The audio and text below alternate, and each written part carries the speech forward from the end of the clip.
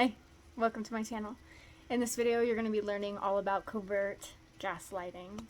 So, covert gaslighting is actually the most common form of gaslighting. The kind of overt gaslighting that you hear about in other narcissistic abuse circles, like, when I say that, I mean, like, when I used to learn about gaslighting, I learned a lot about overt gaslighting. But covert gaslighting is a lot more common. So let's get into it today. Before we start, I just want to say that I hear and see all your questions, and I do create content for me and for you, so if I don't respond to your question or make a video about it, don't take it personally. So here's what overt gaslighting is. So I'm holding this pillow right now. If you came up to me and you said, you're not holding a pillow, you need to go to a mental hospital, that would be overt gaslighting. I'm clearly holding this pillow.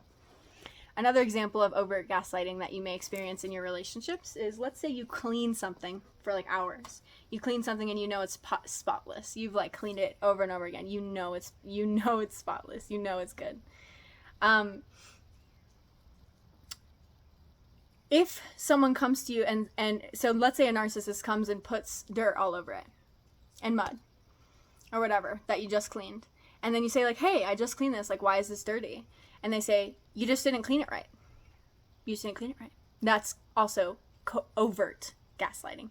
It's like making you distrust your own eyes in physical reality. So, that's a little bit covert though. That second example. So, covert gaslighting will often rely a lot on plausible deniability, and covert gaslighters will often covertly gaslight a lot in a way that they know you can't prove. So they'll do something and gaslight you about it, knowing that you could never fully prove it. If this is like resonating with you, this is an opportunity for you to build self-trust, to trust yourself. When you doubt someone and you think they're gaslighting you, there is a chance that you are paranoid. There is also a chance that you are actually right and that you need to trust yourself. So, another example of covert gaslighting, or an example of covert gaslighting.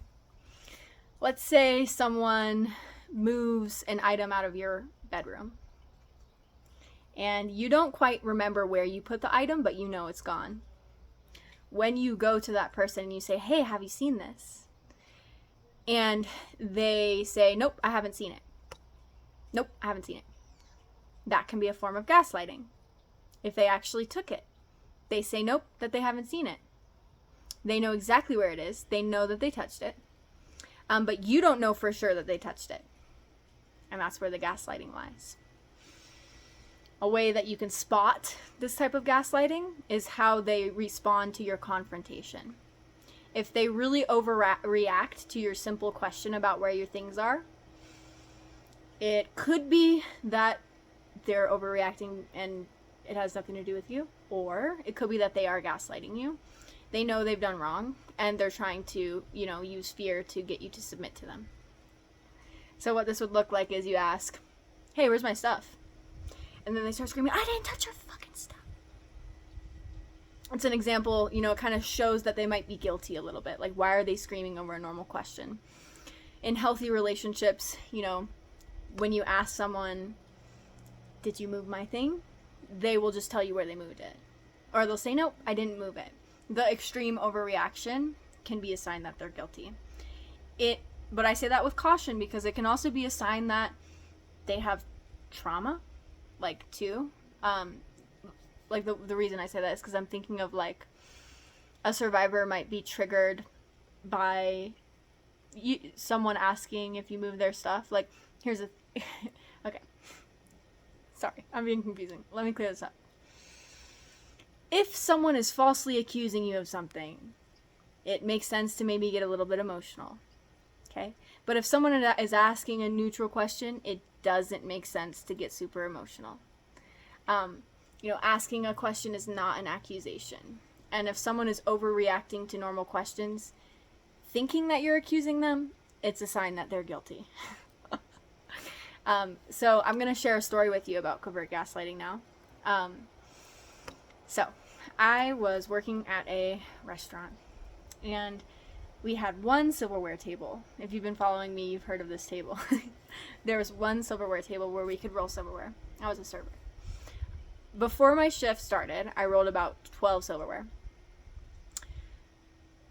Then I just kind of left it alone. I didn't label it because I trusted my coworkers, whatever. I didn't really care, and I wasn't going to freak out if anyone took them. So I come back a few hours later. I'm looking around for my silverware, and I notice that my manager and another coworker is at the table, and I say, hey, have you guys seen my silverware? And they immediately get really defensive, and they're like, nobody stole your silverware. Nobody stole your silverware. And then they take my so the table had a tablecloth over it. They had hidden my silverware under the tablecloth, and as they're saying no one stole it, they're pulling it out from under the tablecloth. So that's definitely an example of gaslighting. I didn't react in that moment. I was just like, how I responded was I said, yeah, I didn't think anyone stole it. I was just asking where it came from. And then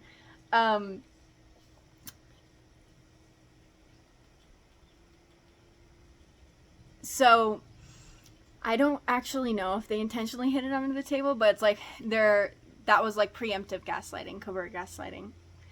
Was it covert? I don't know, but I'll leave it in. Where they hid the silverware under the tablecloth when I'm reasonably asking where my silverware is, reasonably and calmly asking. They are immediately jumping to say they didn't steal it, even though they literally did hide it under the tablecloth for no reason. And I'll say that, for no reason. There was no reason to move the silverware. It wasn't in the way. I don't know why they did it.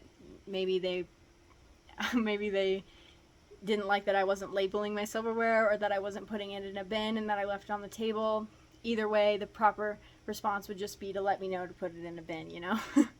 But anyways, then later on in that night, I gave no reaction. Later on in that night, I rolled 15 silverware. I really remember I rolled 15 because that's how much I needed for my tables. I rolled 15. The same girl, she comes up to me and says, hey, I had to use some of your silverware, but I rolled you some more. You had about 13 and I rolled you 15. Okay, this gets really confusing, okay? So and I'm like, all right, whatever. She was a host, so it made sense for her to use my silverware. At the end of the night, when I go to my silverware to actually put it back on my tables, I noticed that there is only 13 silverware. So she told me I rolled 13 and that she rolled it up to 15. But when I got to my silverware, there was only 13. So she actually stole 2 and didn't roll more and gave me that confusing gaslighting. So that is one example of gaslighting. Honestly, actually, I think that's more like overt gaslighting. That's definitely like overt gaslighting. So let's get on to covert then.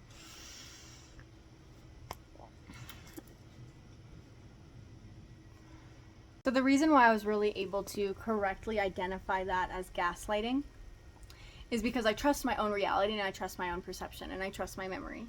So if I remember that I rolled 15 silverware, then I trust that I rolled 15 silverware. And I don't give people that haven't built trust with me the benefit of the doubt. If I remember where I left my silverware, I remember where I left my silverware, you know? I know I didn't put it in a bin and hide it under the table. So that gaslighting doesn't work on me, right? I trust my own memory of events, and I trust that not everyone in this world is healthy. And that's a superpower, right? Not paranoia. So,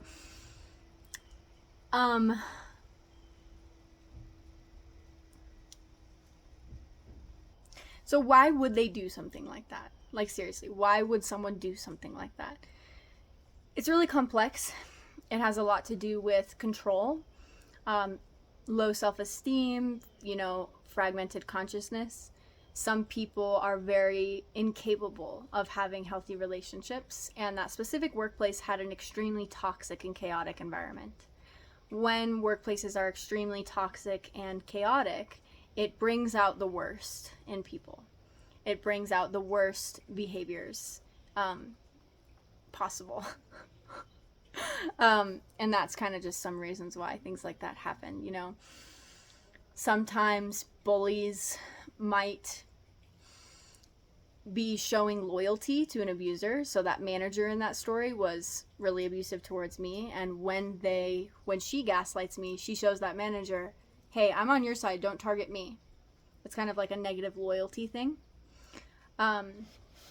So yeah, some more. So a really good example of covert gaslighting has to do with like your feelings. So the way gaslighting really impacts us as survivors is that it makes us think that all of our normal behaviors and feelings are wrong. It makes us suppress our normal behaviors and feelings. It disconnects us from the actual like reality of what we're experiencing. So when people bully us, we don't experience it as bullying. We experience it as there's something wrong with us. We experience it as internalization, you know. Feeling really bad about ourselves without fully seeing like this is bullying, and giving the responsibility back where it belongs. And it makes us feel like it's wrong to be upset by things. It makes us feel guilty and shameful for being victims of things. And really like every aspect of normal behavior is targeted by gaslighting. So you may have heard this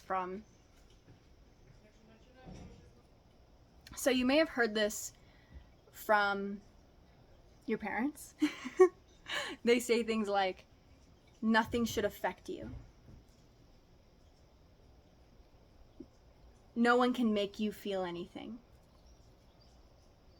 Other people's behavior shouldn't impact you. That's a form of covert gaslighting. So when a narcissistic person hurts you and it impacts you, they jump in with statements like that. Nothing should affect you. No one can make you feel anything. And what that does is it causes you to suppress your true feelings about the situation, about how much they're hurting you. You know, if you believe that nothing should affect you, you're focused on fixing what's wrong with you rather than seeing what's wrong about their behavior. And they'll do it very sneakily, right? So they'll hurt you, and then a few days later, they'll come in with the gaslighting. Nothing should affect you. Anytime you go to someone with your problems, like someone else hurt you, they'll gaslight you. Nothing should affect you. It's your fault because you're impacted. You shouldn't be feeling like that. It's that invalidation and gaslighting. And so let's go back to the plausible deniability thing. Some abusers are calculated. Very calculated. So opportunistic is a good word for it, where they are looking for an opening to gaslight you. They need to gaslight you because they fear that if they don't, that you will leave them. They choose to hurt you rather than doing the inner work that it takes to change. So one of my lovely subscribers shared this perspective with me about fun, where narcissists kind of believe that their little games that they play with your head are fun. And that's a really good perspective. I really like that commenter said that. It's almost like when they're hiding your things and denying it, to them it's their twisted sense of fun. It's not really fun, but they get that twisted sense of enjoyment from it. You know, true fun are things like playing the guitar, making a YouTube video, talking to your friends. But, you know, there's a lot of inversions in narcissistic consciousness where, you know, fun is mixed up with cruelty. And that comes from gaslighting. So let's get real deep here. So, the narcissist you're dealing with, they had a narcissist in their life who did the same thing to them. That narcissist once did something cruel to them and gaslit them and said, we're just having fun. What do you mean? This is supposed to be fun. Why aren't you having fun? So now they believe that doing cruel things is fun. They want to have more fun in their life. They set the intention to have more fun. But in their mind, they believe that fun is cruelty because they've been gaslit. Then they feel very misunderstood If you've dealt with covert narcissists, you know how they're always playing the victim. They always think that they're just misunderstood. That's where this comes from. They think that when they're being cruel and gaslighting you, they think, oh, I was just having fun. They were actually misunderstanding the word fun. They've been gaslit. And they translate that into no one understands me, and they play the victim. Most of you on my channel won't resonate with being like this, but if by the fair chance this does resonate with you and you are like this, we have two choices, right? You can be the victim, or you can choose to grow. You know, you can be the victim of how understood you are, or you can choose to grow. And I'm working on a course right now that teaches you more in depth how to kind of undo this kind of trauma, almost. Not really undo the trauma, but helps you take right action. So yeah, I just want to throw that out there. It'll be done soon for you. And yeah, so what else? Covert gaslighting. It can also be in just the way that they treat you, right? So after they do something bad to you and hurtful, they will be really nice to you. A lovely commenter shared their experience with me with this. I just want to give you guys some credit, because I think that clarity is really healing for anxiety, right? I've noticed that sometimes when creators respond to the comments but they're not acknowledging it, it gives me anxiety, so I wanted to acknowledge it. But this is a really common thing though. They do something harmful and then right after they'll act really nice. That's a form of covert gaslighting. The niceness makes you feel like they're a good person. It gaslights you into thinking that they're a good person. Additionally, you know, when they do something wrong to you and you react and they play the victim, that's a form of covert gaslighting. They're gaslighting you into thinking that you're the perpetrator when you are actually the victim. They are playing the victim. Sorry about the loud noise. I'm going to wrap this up quick. But so this type of gaslighting can happen over time, where they hurt you and then the next day they're really nice to you, or it can happen back to back, even in YouTube comments, where they give you a compliment, say something hurtful, and then give you a compliment. That is covert gaslighting. They pretend to be nice, they say something hurtful, and then they say something nice to gaslight you into thinking that they're a good person. So our way out of this is to build our self-trust. Trust in our own feelings, trust in the rightness of our own feelings, trust in our own thoughts, trust in our own memories, trust in our perceptions. I have a couple videos on this channel about self-trust, so you can check out my playlist tab to see those. My course will also help with this. So yeah, thank you for watching. This is my video on covert gaslighting. And yeah, also I wanted to say that, just to give more clarity for the audience, sometimes you guys share things with me and I talk about them in my videos, and it's like a cool synchronicity, and I'm actually pulling from my own life. So, and then sometimes you guys inspire me. I just wanted to be clear about that I'm not you guys, I just want to say you guys are really aligned with me sometimes. It's a little magical.